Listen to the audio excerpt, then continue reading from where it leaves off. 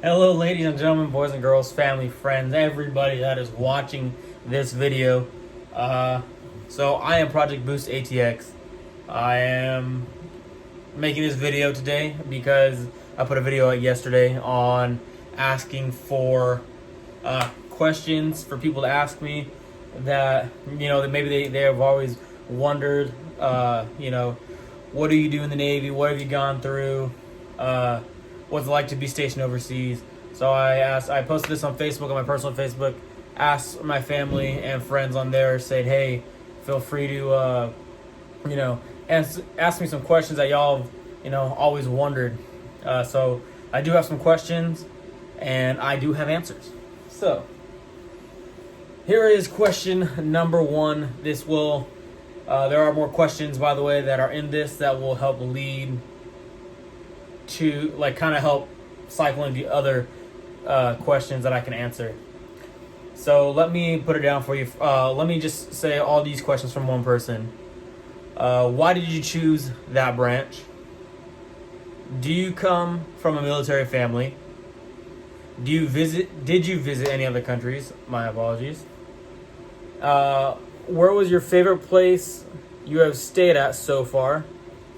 And how's my family doing? So, let's go to the first question. So, for y'all that don't know, I am in the United States Navy, and she wants to know why I chose this branch. So, if I'm going to be honest with you guys, the reason I chose the Navy is because, I was going to college, and I kind of got tired of school at the time. I thought, school's not for me. I was going to school for business to get my degree. And I just did not like the slope I was going down. I kind of started getting lazy. Still did my job really well, but man, school was just tough. Always been tough with me on school. But the reason I chose the Navy is because they had the most to offer me, being that I had college classes. So I also went to the Marine recruiting office, which actually I was dead set on Marines at one point because I just, I'm one of those people that's very impulsive. So I was like, all right, cool, I'm going Marines. Went, talked to them, told me what MOSs would be available after I took an ASVAB. After that, and I heard from others. I started talking to some people, and they said, hey, you know what? Are you sure you want to be a Marine? There's a lot of other options out there. You have Air Force, Coast Guard, Navy. You have all these other, and Army. You have those options. What makes you want to just be a Marine? Why do you that? I said, I just want to go out there because I'm, hard headed and just want to do what I want to do. Anyways, on to the next thing. After I went to there and I started hearing from other people, I was like, you know what? There's not a guarantee that I was gonna get the job that I wanted. So I was okay. Well, I don't want to go somewhere and be unsatisfied with the option or the decision that I make. So I went to the next one, which is the Air Force. And the Air Force, I walked in, kind of waited a little while. Didn't I get the vibe that I necessarily wanted. Because, I thought, okay, cool. I have a buddy that's in the Air Force. He's in security forces. And so I went in there. Really didn't want to give me the time of day. At the time, I was 197, I believe. And they told me, hey, come back when, lose some weight and then come back. Because I know that the Air Force has got pretty strict regulations, I guess, to weight. At that point, I was like, all right, well, obviously, I just dropped 14 pounds in 11 days at that time because I was working out a lot. I was all right, well, obviously it's not good enough because it takes a lot. I've already sacrificed a lot, and I really didn't want to go that route. And then talking to my dad, he goes, why don't you give the Navy a try? So I did, and this actually leads into the next question. As I said, do you come from a military family? So yes, my dad was in the Navy. Back in 1990, he went to the Navy. So I liked hearing his experiences growing up. I had a lot of laughs. It kind of made me more adventurous. I love being around people. I'd love to experience different cultures. So I went, talked to the Navy, and everything kind of just worked out. They were going to give me the most for my college classes that I had, which was 71 hours of college. 72 hours of college. So they were the ones I was going to come in as an E3, not have to worry about, jobs and everything, because they gave me the list of jobs from my ASVAB score, which I took when I was trying to go for the Marines. And so I ended up going in the Navy, and that's more of my dad. So I actually have photos of my dad and I can actually post right here in the corner. It's a picture of my dad and I when he was in 1990 and I was in 2018. Actually, yeah, I was 22 when I joined the Navy. So the next question I got is, did you visit any other countries? I have visited other countries. I'm actually currently stationed in Japan. So there's one country for you. I've been to Guam, but I have never stepped foot on Guam. I have actually been on an outskirt, just literally on the ship, looking over Guam. COVID kind of happened, so we weren't allowed off the ship at the time. We don't want to compromise our mission. We didn't want to get anybody infected, so we're very precautious as to what we're getting ourselves into. So we have rules and regulations to help protect us and protect everybody on the ship, because if you have a whole ship go down, then we're no use to the Navy at that point. So we go full speed ahead. We protect each other wherever we can and try to protect each other and the decisions that we make. I've also been to Thailand, actually twice. I really enjoyed Thailand. If you definitely want an experience, I'd go to Thailand. But there's definitely a lot that goes on in Thailand. I guess if you watched that movie, Hangover Part 2, I believe it is, where they're in Thailand, some cool stuff that goes on over there. Definitely have to see for yourself. I would definitely say that was one of the most adventurous places I've been so far. I know we have other places coming up whenever we go on deployments, but I'm not going to disclose where we go. That is going to ruin my OPSEC, and I will tell you after I come back from those places and give you my experiences on how much fun I had or did not have, which I more than likely will have fun. Also, it says, where was your favorite place that you have stayed at so far? Definitely would be Thailand. The craziest thing I think about going overseas is when you have to do the currency exchange. So the US dollar, and in Thailand they have baht. I think at the time it was like 33 baht is $1. So that was definitely doing a lot of math, making sure I wasn't getting ripped off. Also, there's things there, and you can talk down prices. They will charge you an arm and a leg for something so cheap. But if you start wheeling and dealing, let me tell you, they're not gonna like you, but they're getting their money because they're hustlers. That's what I'm saying. That's the kind of people I like. They're hustling, trying to get as much money to support their families as they can.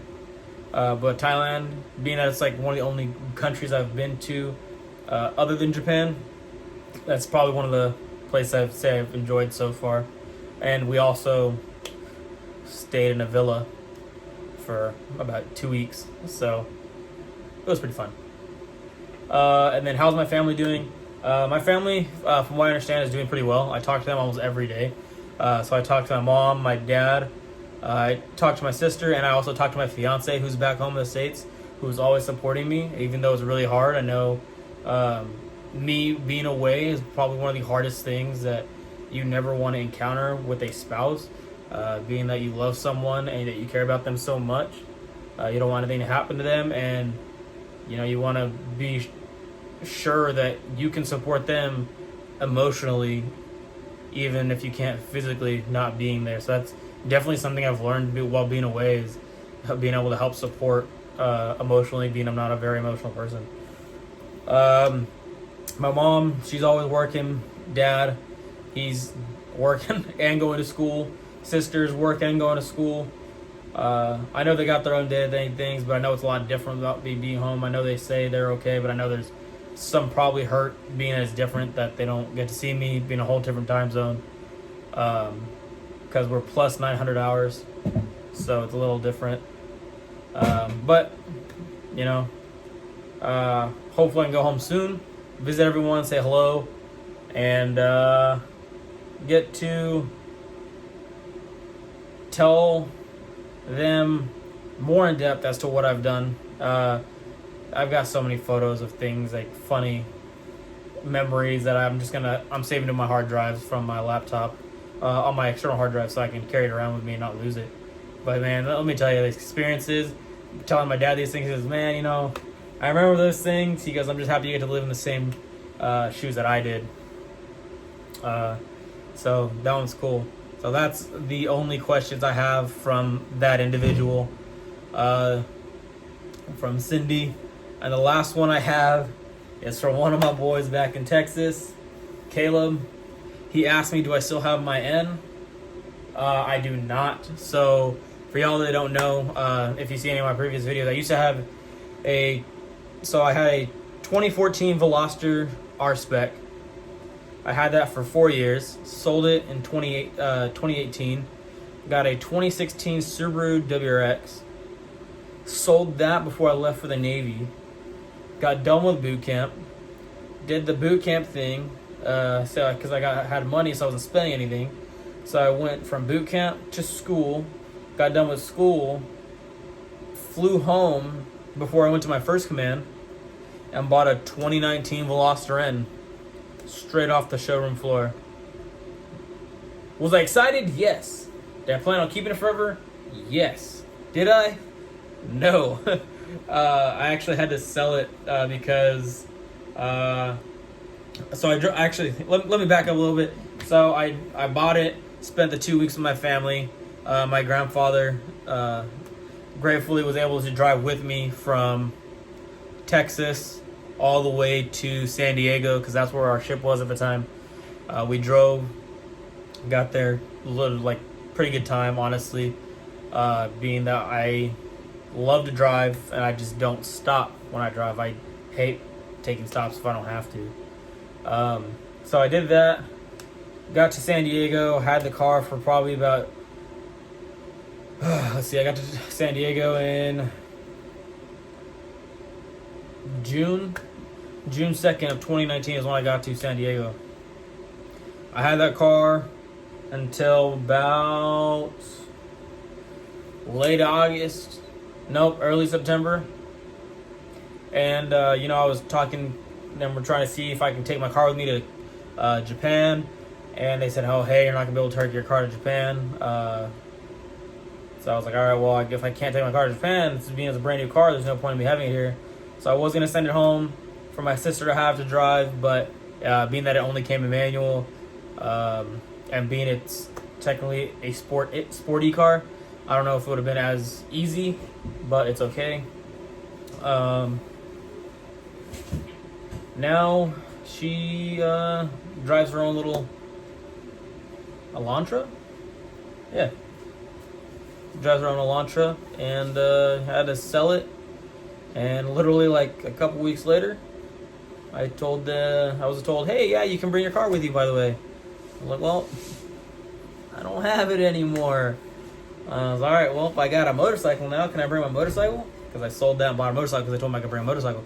Yeah, go ahead, bring a motorcycle. I was all right, cool. 2 weeks later, found out I can bring a motorcycle, but it's going to cost me some money to get inspected to Japanese laws and regulations. So that one I did not sell, being it was not as expensive. I actually sent that one home. My dad is taking care of it for me. He rides it for me to make sure everything runs. He has helped rebuild it. It was a whole different color. Now it was all white with red, the factory color. Now it is all black. It does have red accents that I'm going to help him install whenever I get to come home. But other than that, that's really all I got for y'all today. So, yeah. Don't forget to don't forget to subscribe. I appreciate the questions. If y'all ever got more, please feel free to ask. I love to answer them.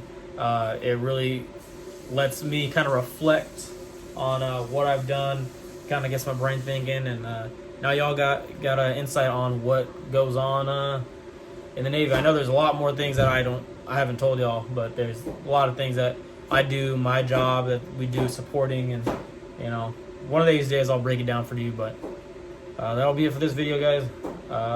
Yeah, so I will see you guys in the next one. Appreciate your time.